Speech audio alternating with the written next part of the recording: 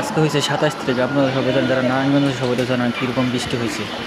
তো বাড়িতে যাইতে পারি নাই, তো সকালে ঘুম থেকে উঠে হাত মুখ দিয়ে রুম থেকে বেরিয়ে দিয়ে গ্রামের মতো পানি হয়ে গেছে, শহরের মতো বন্যা হয়ে গেছে। কিন্তু কীভাবে কী করবো, ছাতা ছাড়া থেকে বের হওয়া যায় না।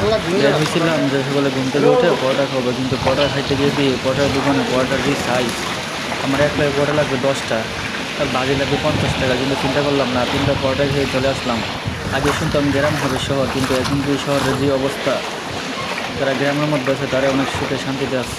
আর শহরের মধ্যে সত্যি মানুষ আসলে অনেক কষ্ট করে, জানেন আপনারা, সব কিছু কিনে খাইতে হয়। কালকে হচ্ছে আমাদের কুরবানি, কিন্তু মানুষ তেমনি কী করবে, দেখে মানুষ কীভাবে কুরবানি দেবে, যদি এরকম বৃষ্টি দেখা যাবে। তবে আল্লাহর ইচ্ছা, আল্লাহ ইচ্ছা করলে সব কিছু করতে পারে। এখন বৃষ্টি হচ্ছে, একটু করে রোদ কিন্তু আসতে পারে, কিন্তু সব কিছু আল্লাহর উপর ভরসা রাখতে হবে।